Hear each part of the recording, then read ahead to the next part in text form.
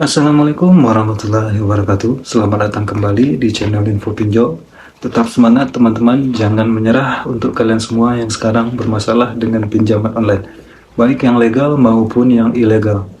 Kali ini saya akan membahas tentang bagaimana pinjol kredit pintar menagih hutang. Jadi tonton videonya, semoga ini bisa menguatkan mental kalian semua yang sekarang sedang galbay.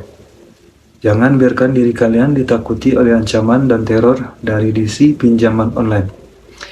Oke, saya akan membahas kredit pintar. Begini cara pinjol kredit pintar menagih hutang kalian. Tapi sebelumnya, seperti biasa, saya mengajak kalian yang juga sekarang belum mendukung dan support channel ini, jangan cuma nonton, tapi kasih yang terbaik untuk channel ini. Dengan cara subscribe, lalu aktifkan tombol notifikasinya, supaya kalian dapat notifikasi dari video-video terbaru yang saya upload setiap hari. Semoga menyegarkan suasana kalian yang sekarang sedang takut, gundah, gelisah, stres. Insya Allah akan hilang karena kalian diberi asupan mental yang baik, diperbaiki mentalnya sedikit demi sedikit sampai akhirnya kalian bisa bangkit lagi dan move on untuk menjalani hari-hari tanpa pinjaman online lagi. Silahkan tonton videonya, jangan di skip, jangan ada informasi yang ketinggalan.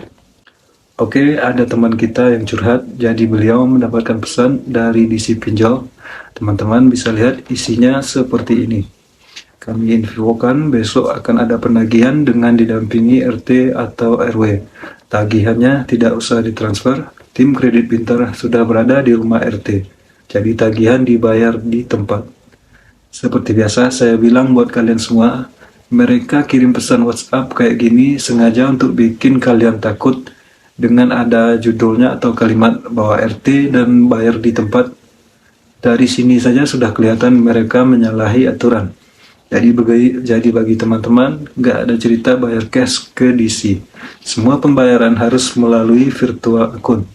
Teman-teman harus hati-hati, sekarang banyak modus penipuan yang terjadi di pinjol. Semua ancaman DC di WA tadi udah sangat jadi tekanan yang cukup kuat.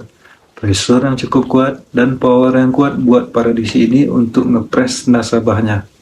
Sebenarnya di kalangan para gagal bayar yang sudah paham dan udah kuat mentalnya, ini sudah jadi hal biasa bagi mereka. Tapi pada pemula yang baru atau baru nikmati atau baru jalani gagal bayar, ya udah nikmati proses ini, jangan pernah ini jadi beban. Biarin aja, cukup nonton channel kayak gini ataupun baca beberapa forum sharing diskusi ya. Udah cukup, Anda bisa antisipasi mental Anda agar nggak drop.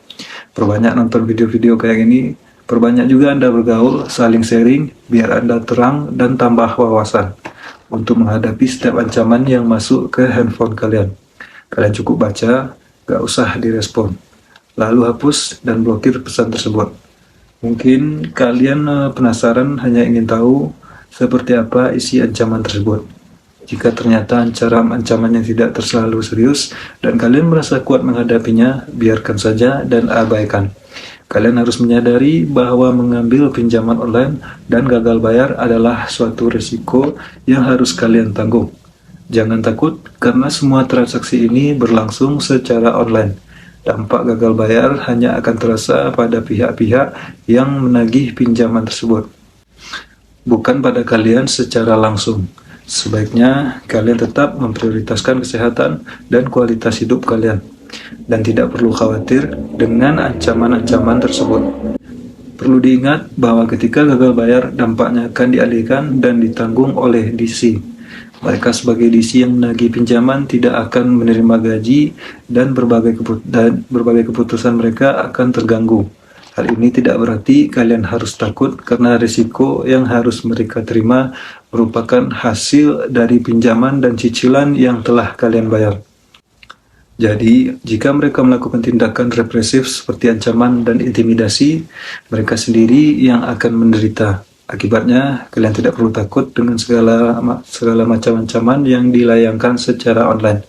Karena biasanya hanya bertujuan untuk membuat kalian takut dan terintimidasi agar segera membayar.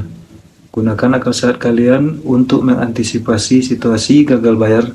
Dengan begitu, kalian dapat menghindari dampak negatif dari gagal bayar dalam pinjaman online. Terakhir, dalam menghadapi ancaman dan tekanan terkait pinjaman online, teman-teman harus tetap tenang dan menggunakan akal sehat. Jangan takut untuk mengabaikan ancaman yang hanya dilakukan secara online dan tidak berdampak nyata. Fokuslah pada kesehatan dan keberlangsungan hidup kalian, serta pertimbangkan solusi yang tepat untuk mengatasi permasalahan finansial. Semoga kalian semua selalu baik-baik saja. Terima kasih. Wassalamualaikum warahmatullahi wabarakatuh.